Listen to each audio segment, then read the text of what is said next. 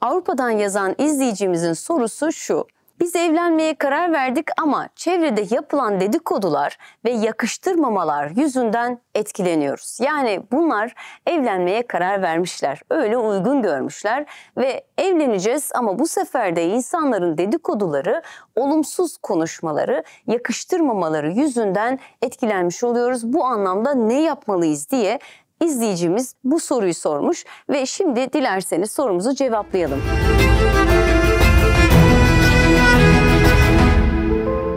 Merhaba sevgili dostlar, İnsanlık Hali programına hoş geldiniz. Efendim bugün yine sizlerden gelen bir soruyu cevaplandırmış olacağız. Dilerseniz programımıza başlayalım. Şöyle bir soruyla başlayayım. Birkaç saniye bir düşünün bakalım. Zihni sabote eden sessiz bir program var desem siz ne dersiniz? Ne isim verirsiniz? Zihni sabote eden sessiz bir program var. Duyar gibi oldum. Efendim dedikodu. Dedikodu günlük hayatta sıradan gibi, sohbet gibi görünse de aslında zihnin işleyişini bozan bir bilişsel alışkanlıktır. Özellikle modern psikoloji, nörobilim bu davranışın insan zihninde nasıl bir etki olduğunu son dönemlerde ciddi anlamda çalışmalar ortaya koyuyor. Mesela beynimizin ödül sistemi olarak bilinen bölgesi özellikle mezolimbik dopamin sistemi sosyal üstünlük hissettiğimizde aktif hale geliyor. Başkasını küçük düşürdüğümüzde ya da onun hakkında olumsuz bir bilgi aktardığımızda dopamin salgılanıyor. Bu da geçici bir haz, bir üstünlük yanılsaması yaratıyor bizlerde. Ve dolayısıyla o yüzden hadi gel bir kahve içelim, bugün biraz dedikodu yapalım, birazcık işte kulakları çıtlatalım deriz ya, işte bu bundan kaynaklanıyor. Ama işte bu haz sahici bir haz değildir, yapaydır kıymetli dostlar.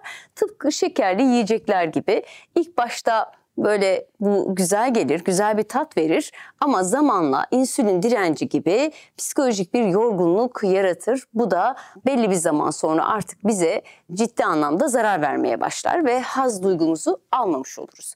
Hatta pişmanlık ve suçluluk duygusunu da beraberinden getirir. Birisi böyle yer canı çok ister yemeği, akabinde de eyvah çok kaçırdım keşke yemeseydim diye bir duygu oluşturuyor.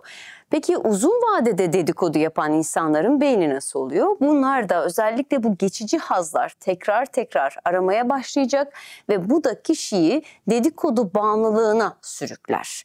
Belki çevrenizde böyle insanlar, ki Allah muhafaza, böyle insanlar olduğu zaman gerçekten konuşmak isterler, sürekli birini çekiştirirler, sürekli olumsuz anlamda birileri hakkında kötü konuşurlar ve bunlar da çevremizde bazen olabiliyor. Bunları gördüğümüz zaman tabii ki direkt bu tanımı yapmayın ama kendinizi korumaya alın derim.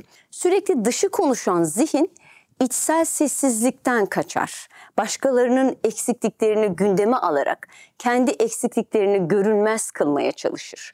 Kendinde olan eksikliği kapatmanın da bir başka yoludur aslında dedikodu. Hatta dedikodu yapanların MR görüntüleri var. Onlar da bize şunları gösteriyor. Başkalarının hatalarını konuşan bir bireyin beyninde öz yansıma ve empati ile ilgili bölgelerde aktivite azalıyor. Yani dedikodu yalnızca başkasını hedef almaz, zamanla kişinin kendisininle bağını da zayıflatır. Ve dedikodu çoğunlukla birazdan bahsettiğimiz zihinsel hatalarla beslenecek ve bunlardan birincisi ise böyle hepimizin zamanla yaptığı ama sonra böyle frene bastığımız bir durum olur ya, zihin okuma.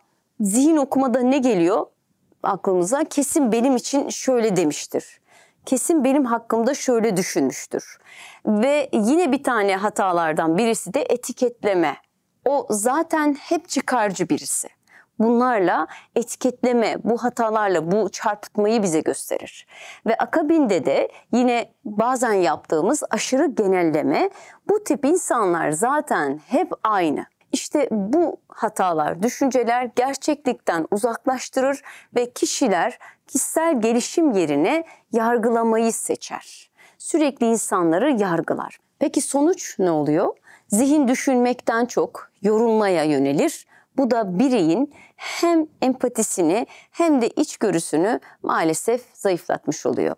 Beden-zihin bağlantısı açısında da etkileri vardır. Dedikodu yapılan bir ortamda bulunan kişilerde özellikle kortizol yani stres hormonu düzeyi yükselmiş olur. Yine vagus sinir sistemi aktivitesi düşer. Bu da kişinin gevşemesini, duygusal düzenlemesini zorlaştırır. Sürekli kaygı ve tetikte olma hali başlar dedikodu sürekli yapanlar veya dedikodu yerine dedikodu yapılan yerlerde bulunan insanlarda. Çünkü bugün başkasını konuştuk ama yarın sıra bana gelir mi? Bugün bunu konuştuk ama yarın benden de konuşurlar mı korkusu bilinç dışında yerleşir. Efendim ahlaki yönde de dedikodu insanlarda ciddi hasarlar bırakır. Ruhsal eksende dedikodu bir yönüyle sosyal manipülasyondur. Kişi bir başkasının imajı üzerinden kendi pozisyonunu güçlendirmeye çalışır ama bu uzun vadede ahlaki erozyona neden olur. Bir insanın onurunu onun arkasından aşındırmak yalnızca ona değil, kendi vicdanına da ihanettir. Çünkü insan diliyle değil, davranışıyla karakterini oluşturur. Birinin yokluğunda da onun hakkında doğruyu söyleyebilmek, içeride dürüstlük, dışarıda nezaket taşıyabilmek, empatiyi zayıflık değil erdem olarak görebilmek ruhsal olgunluk gerektiriyor kıymetli dostlar. Bir başkasının düşüşü hakkında konuşan beyin kendi düşüşüne hazırlanıyordur der bize bilim.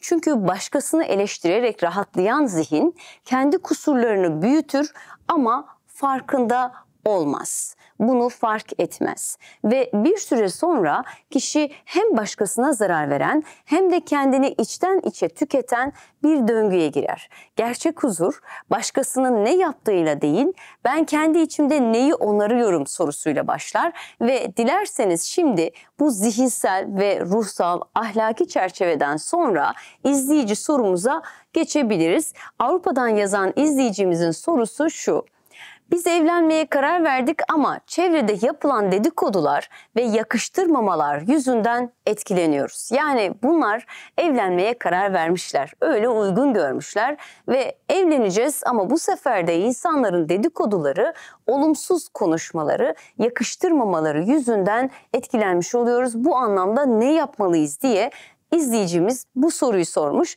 ve şimdi dilerseniz sorumuzu cevaplayalım. Sevgili izleyicimiz, siz aslında çok önemli bir eşiğe gelmişsiniz. Çünkü yalnızca bir evlilik kararı değil, aynı zamanda karakter ve kararlılık ve irade sınavı veriyorsunuz. Bakın insan hayatında verdiği büyük kararların öncesinde dış sesler artar. O çocuk sana uygun değil. O kız bizim aileye yakışmaz. Huyları ters, tipi farklı. Geçmişiniz şöyle böyle, birbirinize denk değilsiniz. Birçok dış ses duyarsınız. Bu sözler sizin dışınızda söyleniyor gibi görünse de aslında sizin zihninizde de yankılanmaya başlıyor. Zaten etkileniyoruz demişsiniz. İşte asıl mesele burada başlıyor. Çünkü başkalarının sesi sizin iç sesinizin önüne geçtiğinde kararınız size ait olmaktan çıkar. Ve başkalarının dediğiyle hareket edilen bir evlilik daha ilk günden yokuş aşağı düşmeye başlar. Şunu bilmeniz gerekiyor. Siz gerçekten birbirinize iyi gelen, uyum sağlayan, konuşabilen, güvenen iki birey misiniz? Başkalarının uygun görmemesi sizin uyumunuzu bozar mı, bozmaz mı?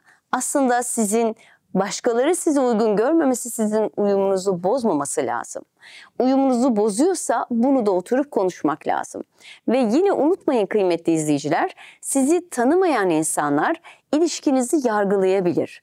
Ama sizi tanıyan biri bile sizin ilişkinizin tüm derinliğini yine de bilemez. Çünkü her ilişkinin dili kendine özeldir.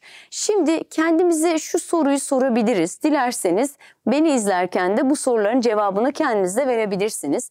Birincisi, bu kişiyle birlikteyken kendimi daha iyi biri gibi hissediyor muyum? Ben gerçekten bu kararı aldım ve şu an partnerimle yani evleneceğim kişiyle kendimi iyi hissediyor muyum? İkincisi ise yan yana geldiğimizde çatışmak değil, anlamaya çalışıyor muyuz birbirimizi? O anda kavga mı ediyoruz yoksa birbirimizi anlamaya mı çalışmak istiyoruz? İkinci sorumuz da bu ve son olarak da şu soruyu sorun. Bu ilişki içinde ben değil biz diye düşünmeye başladık mı? Bu soruları cevabını eğer ki hepsinde evet ise dış sesler sadece rüzgardır diyebilirim. Siz yelkeni doğru açarsanız o rüzgar sizi ileri bile götürür efendim. Size şimdiden mutluluklar diliyorum. Tabii ki izleyeceğimiz böyle bir soru sormuş. Biz insanlar olarak birileri hayırlı bir şeye başladığı zaman her şey tam böyle olacakken olumsuz konuşmayı maalesef ki seviyoruz bazen. Bu anlamda bu tarz güzel yolculuklara çıkan dostlarımıza, arkadaşlarımıza destek olmayı, gerçekten çok ağır, olumsuz bir durum yoksa onun dışında bu iki kişinin kararına saygı duymayı öğrenmemiz gerekiyor. Efendim çiftimize şimdiden mutluluklar diliyoruz ve bir diğer programda yeniden buluşmak üzere, merakta kalın.